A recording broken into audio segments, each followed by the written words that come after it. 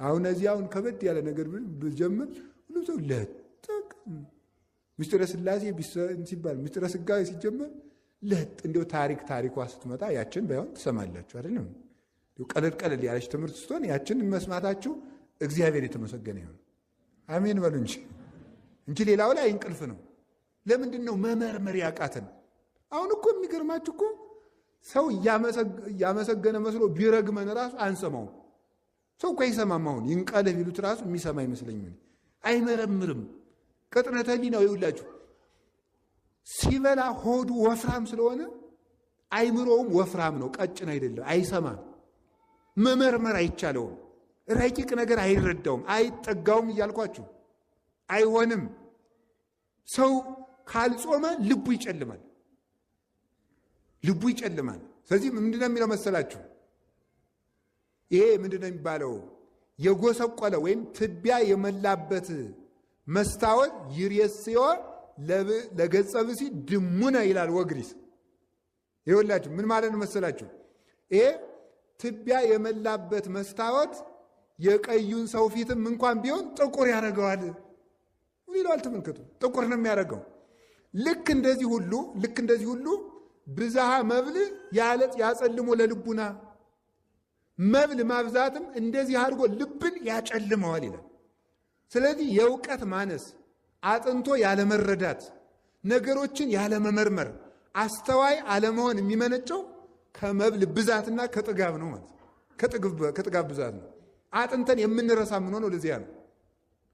ትጋት የሚጠፋው በጥጋብ ምክንያት ነው።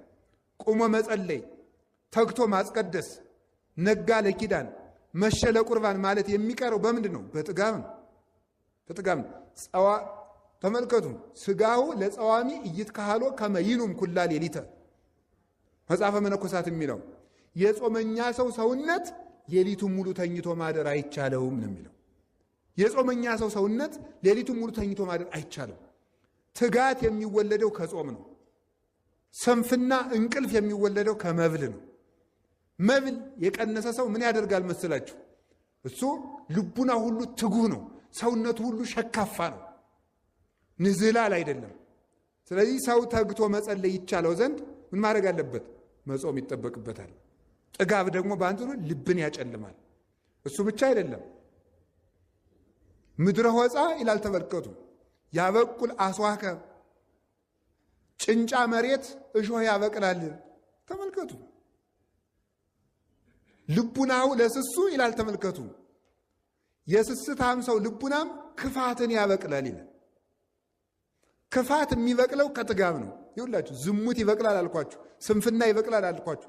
ድንቁርና የሚበቅለው ራሱ ከምንድን ነው? ከጥጋብ ነው። ሰው አላዋቂ የሚሆነው በጥጋብ የተነሳ ያለመጠን በመብላት። ያለመጠን የሚበላ ሰው እውቀት የለውም ፈጽሞ። አንድ ዛሬም በሕይወተ ሥጋ ያሉ አንድ ሊቀ ጳጳስ አሉ፣ በረከታቸው ይድረሰን። ምን ብለው ይናገራሉ? ምንድን የሚሉት መሰላችሁ? እየበሉ እየጠጡ ብሉያት ሐዲሳትን መረዳት አይቻልም። ተግቶ መጾም ይገባል። ተግቶ ማደር ይገባል። ስለዚህ ትጋት የእውቀት ምንጭ ነው። ረሃብ ደግሞ የትጋት ምንጭ ነው። ጥጋብ የእንቅልፍ ምንጭ ነው። እንቅልፍ ደግሞ የድንቁርና ምንጭ ነው። መብል ባለበት ትጋት የለም። ትጋት በሌለበት እውቀት የለም።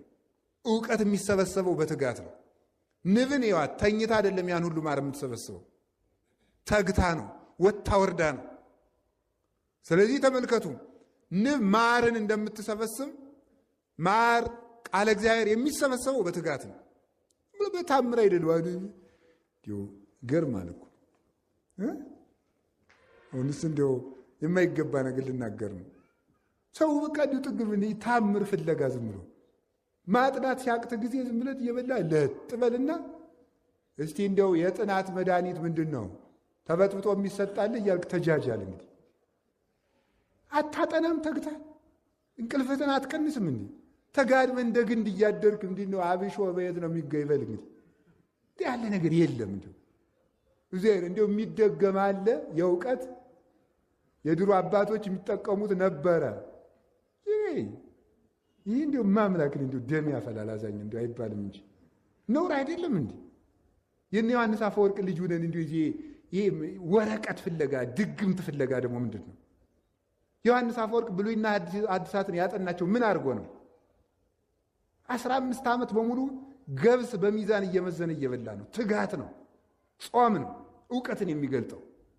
ይሄ ደግሞ ጨጨጨጀጀ ዝም ብሎ ድዝድዝና ይሄ ክርታስ ፍለጋ ደግሞ መሮጥ ምንድን ነው ደግሞ? የሰው ልጅ ክርስቶስን ያህል ጥበብ እያለ ጥበብ ኃጢአት ነው ምንድን ነው? አሁን ተሳቦት የቄሱ ተማሪ ሁላ እንዲያምል ጥበብ ኃጢአት ነው እንዴት ነው ይላል። ጥበብ ኃጢአት ነው ማለት ምንድን ነው? ለእውቀት ብሎ የሆነ ነገር ቢጠጡ ምንድን ነው? ይሄ ተኝተህ እያደርክ ያን በጥብጠህ ጠጥተህ ሊቁነ እግዚአብሔርም አይፈልግም እንዲህ ያለ ነገር። እስቲ አሁን ከነቢያት ከሐዋርያት ከሊቃውንት አንድ ቅጠል በጥብጦ ሊቅ የሆነ ሰው አለ? የለም፣ ማንም የለም። ያሬድ ነው? አባ ጊዮርጊስ ነው? ዮሐንስ አፈወርቅ ነው? ቄርሎስ ነው? ማን ነው? እስቲ አሁን አንድ ማን አለ? እስቲ አሁን ለወደፊቱ ሰው የእውቀት መድኃኒት መጠጣት ይቻላል አይቻልም ብሎ ከጠይቃችሁ ከሊቃውንት የጠጣ ሰው አምጣ ነው። ከሊቃውንት የጠጣ ሰው አምጣ። እስቲ ከቅዱሳን በገድልም ሆነ በድርሳን እገሌ ይሄንን ቅጠል ጠጥቶ ሊቆን የሚል ካመጣት ጥሩ። አባቶቻችን ካላደረጉት ደግሞ ምንድነው? ንይነሰን ተሉ እምነት አበዊነ ቅዱሳን ዘይንበለ ተወላውሎ ነው የሚለው ቅዱስ ቄርሎስ ሲናገር ሃይማኖተ አበው ላይ። እኛ አባቶቻችን ጎዳና ያለ ጥርጥር ሃይማኖታቸውን ከነስራቸው ነው የምንከተላቸው። ይሄ ነውና ሰው ለምንድን ነው አዋቂ የማይሆነው ካላችሁ፣ ድንቁርና የሚወለደው ከስንፍና ነው። ስንፍና የሚወለደው ከጥጋብ ነው ማለት ነው። ጥጋብ ልብን ያጨልማል። ጥጋብ የውርደት ምንጭ ነው። ጾምን መሻር የውርደት ምንጭ ነው። ጸሎቱ ለዘይጸጉም በአሚን ይከውን። ተመልከቱ፣ ከመጸጉረ ንስር ዘይሰርር መልዕልተ አየር ይላል ይናገር። አምኖ የሚጸልይ ሰው ጸሎቱ ለዘይጸጉም በአሚን እየጾመ በእምነት የሚጸልይ ሰው ጸሎት ይላል በአየር ላይ እንደሚበር እንደ ንስር ጸጉር ነው የሚለው። እንደ ንስር ጥጋቡ አያሰጥመውም፣ በእንቅልፍ ባህር አይሰጥምም ማለት ነው። ስለዚህ ከፍ አድርጎ ጸሎቱ የሚያርግለት ጥጋቡን የቀነሰ ሰው ነው። የጾመኛ ሰው ጸሎት ያርጋል። እሱን ነው የሚናገረው። ወጽጋብሰ ያወርድ ታሕተ፣ ጥጋብ ግን ወደ ታች ያወርደዋል። አዳምን ወደ ታች ያወረደው ምን እንደሆነ ልንገራችሁ፣ መብል ነው። የአዳም ልልናው ምን ነበረ? ጾም። ሁላችሁ ወቁት። የአዳም ልልናው ጾም ነበር። የአዳም ውርደቱ መብል ነው፣ ጥጋብ ነው። ስለዚህ እግዚአብሔር የቅድስናን መጀመሪያ የጀመረው በጾም ነው። ውርደት የተጀመረ በመብል ነው። አዳም በለስን ሲበላ ውርደት ተጀመረ። ይኸውላችሁ የሉቃስ ወንጌል ምዕራፍ 10 ላይ ስታነቡ አሃዱ ብእሲ እንዘ ይወርድ እምኢየሩሳሌም ውስተ ኢያሪሆ ረከብዎ ፈያት ወፈቅህዎ ወሰለብዎ። አንድ ሰው ከኢየሩሳሌም ወደ ኢያሪኮ ሲሄድ ወንበዴዎች አግኝተው ደበደቡት ብሎ ጌታ ምሳሌ መስሎ ተናገረ። አንድ ካህን መጣ፣ አልፎት ሄደ። አንድ ሌዋዊ መጣ፣ አልፎት ሄደ። አንድ ሳምራዊ መጣ፣ አገኘውና አዘነለት። በቁስሉ ላይ ወይንና ዘይት አፈሰሰለት። በአህያውም ጭኖ ወሰደው። ለሳምራዊ ወሰደው፣ ሰጠና 2 ሳንቲም ሰጥቶ በእነዚህ ፈውስልኝ አለው አለ። አንድ ሰው ከኢየሩሳሌም ወደ ኢያሪኮ ሲወርድ የተባለው ምን መሰላችሁ? አዳም ከልልና ነፍስ ሲዋረድ ማለት ነው። ሲዋረድ ወንበዴዎች አገኙት። ወንበዴዎች የተባሉት አጋንንት ናቸው። አዳም ከኢየሩሳሌም ወደ ኢያሪኮ ሲወርድ ማለት ከቅድስና ወደ ኃጢአት ወደ ውርደት ሲወርድ አግኝተውት ወንበዴዎች ደበደቡት ማለት። አዳም ሲወርድ አጋንንት ደበደቡት። አዳም መውረድ የጀመረ በምንድን ነው? በመብል ነው። አጋንንትን የሚሰበስባቸው ምንድን ነው? መብል። አጋንንት እኛን በዝሙት የሚደበድቡን፣ በቂም የሚደበድቡን በምን ይመስላችኋል? በነገር የሚደበድቡን በምን ይመስላችኋል? በጥጋብ ነው። አዳም ሲወርድ የተገኘ በመብል ነው። ሲወርድ ባያገኙት ወንበዴዎች ባልደበደቡት ነበር። የደበደቡት ደግሞ ሲወርድ አግኝተውት ነው። የወረደ በጥጋብ ነው። አየህ። ስለዚህ አዳም የወረደ በመብል ስለሆነ የአዳም ውርደት በመብል ስለተጀመረ ትንሣኤያችንን ክርስቶስ በጾም ጀመረው። ለዚህ ነው መጀመሪያ 40 ቀን ጾሞ ስብከትን የጀመረበት ምክንያት። ውርደት በመብል እንደተጀመረ ትንሣኤ በጾም ይጀመራልና የመጨረሻው ሕይወታችንም ጾም ስለሆነ መብል አይደለም። የሚገርማችሁ ተመልከቱ። ዝውቱ ግብረ አይሩ ማር ይስሐቅ አዘውትሮ ጾም እየሻሩ በሕግ ከተወሰነው ሰዓት በታች ሰዓት እየቀነሱ ጾምን ቀንሶ መብላት የእሪያና የአሳማ ሥራ ነው ይላል። የአሳማ ሥራ ነው። ምን ትዑቱ ግብረ ተመልከቱ። ግብረ አይሩ የአሳማ ተግባሩ ምንድን ነው ብለህ ብትጠይቀኝ አለ አሳማ ተግባሩ ምንድን ነው? አኮኑ ተጸምዶ ለመብል ዘይንበለ ውሳኔ ያለ መጠን መብላት ነው እንጂ ሌላ ምንድን ነው?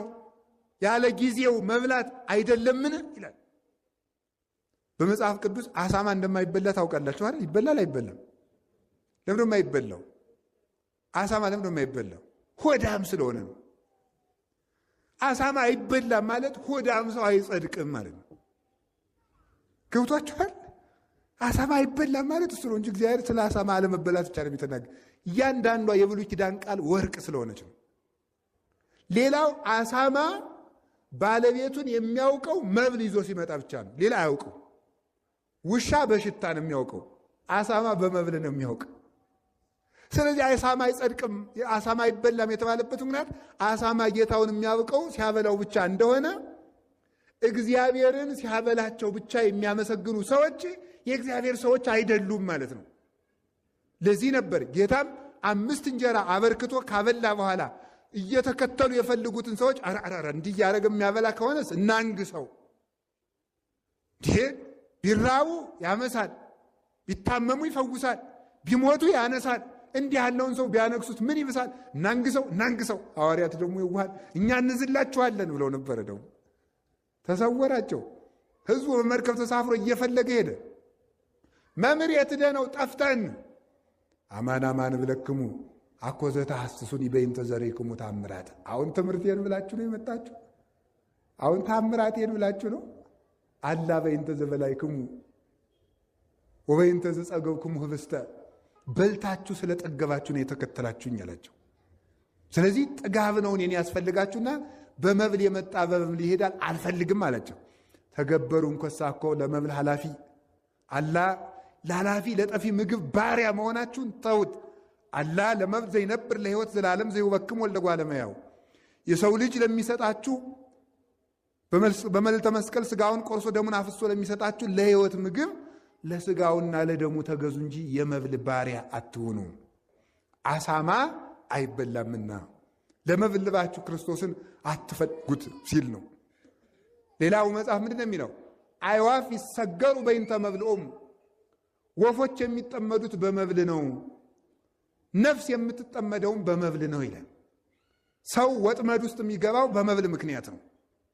ኮዳም ሰዎች ናቸው ሀገርን የሚሸጡ፣ ኮዳም ሰዎች ናቸው ሕዝብ የሚሸጡ፣ ኮዳም ሰዎች ናቸው ራሳቸውንም የሚሸጡ የሆዳቸው ባሪያዎች።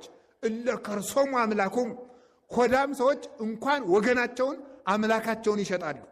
እንደ ይሁዳ ያሉት እለ ከርሶሙ ያመልኩ፣ ሆዳቸውን የሚያመልኩ ብሎ ቅዱስ ጳውሎስ የተናገራቸው እንዲህ ያሉ ሰዎች እባብ ናቸው። የማያፍር ሰውና ሆዳም ሰው እባብ ነው።